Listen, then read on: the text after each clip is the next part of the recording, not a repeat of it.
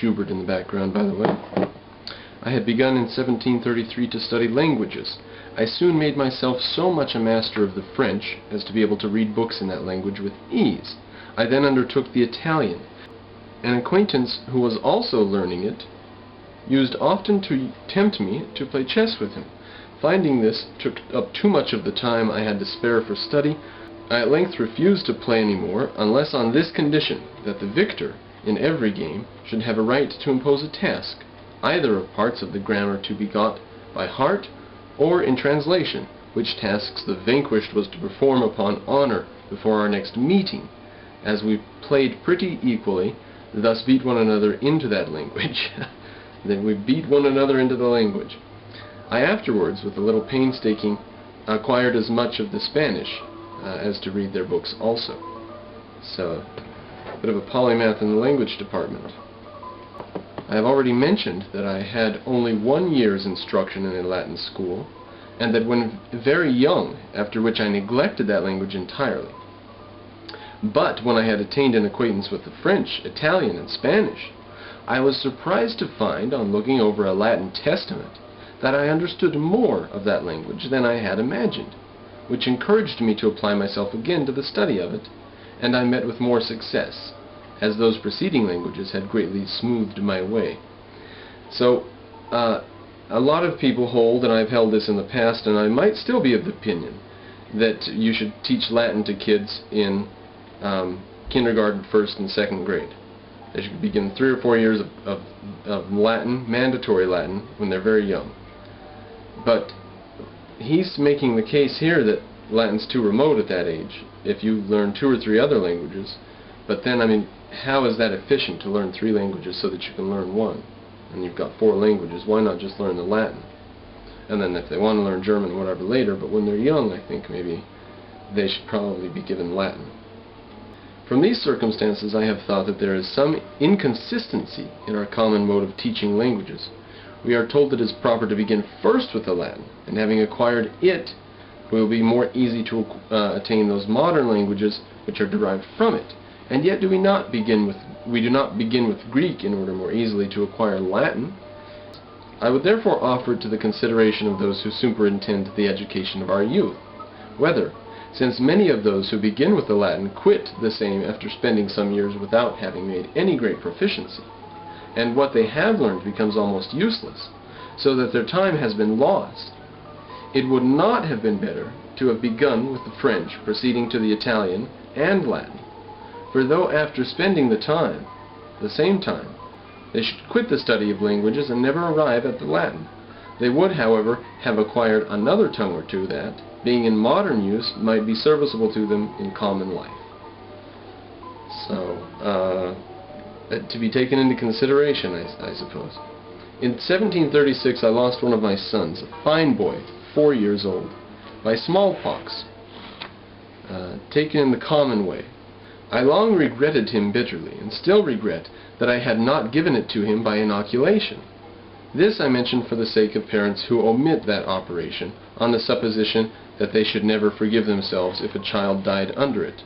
My example showing that the regret may be the same either way, and therefore that the safer should be chosen. In other words, go ahead and inoculate. Our club, the junto, was found so useful and afforded such satisfaction to the members that some were desirous of introducing their friends, which could not well be done without exceeding what we had settled as a convenient number, viz. 12.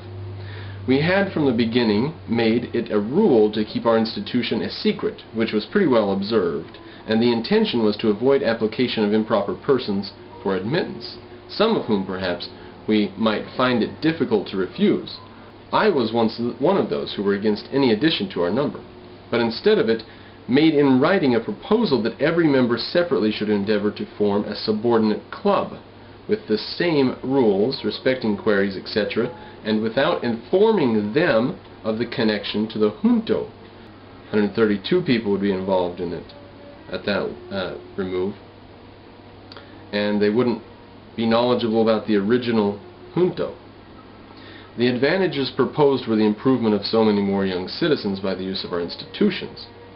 Skipping down a bit, the project was approved, and every member undertook to form his club, but they did not all succeed. 5 or 6 only were completed, which were called by different names, as the Vine, the Union, the Band.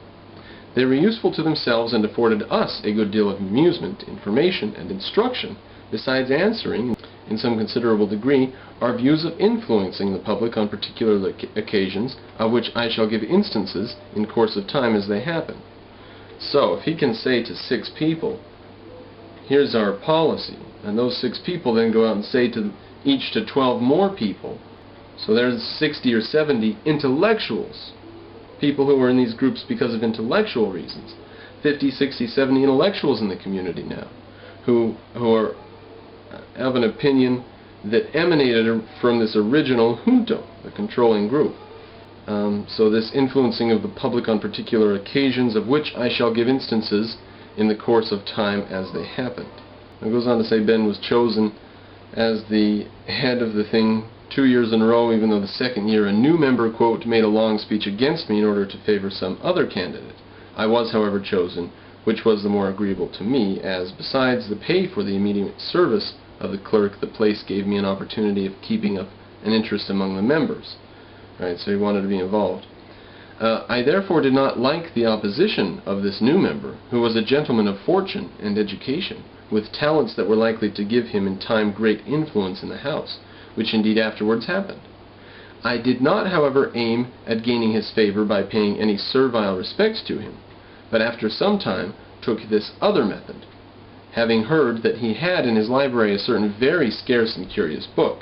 Get this conniving, non-admirable conniving business. So he's got this scarce book. I wrote a note to him expressing my desire of perusing that book and requesting that he would do me the favor of lending it to me for a few days. He sent it immediately, and I returned it in about a week with another note expressing strongly the sense of the favor. So he had an ulterior motive. The book itself was just a deceitful cover for the sentiment he hoped to may arise in this gentleman. And continuing the quote, when we next met in the house he spoke to me, which he had never done before, and with great civility, and he ever after manifested a readiness to serve me on all occasions, so that we became great friends, and our friendship continued to his death. This is another instance of the truth of old maxims that I had learned, which says, he that hath once done you a kindness will be more ready to do you another than he whom yourself have obliged. Franklin was a bit of a genius there, sort of, huh? He was able to diffuse a situation that didn't need to be oppositional. Indeed, they were good friends to the end of his life, so maybe this gentleman was just intimidated by Franklin and therefore spoke against him. But once he saw he could be drawn into Franklin's circle, so to speak, he was fine with that, I guess. In 1737, Colonel Spotswood, late governor of Virginia, and then Postmaster General, being dissatisfied with the conduct of his deputy at Philadelphia respecting some negligence in rendering of want exactness in framing his accounts. In other words, this guy in the post office had fuzzy books. Took from him the commission and offered it to me.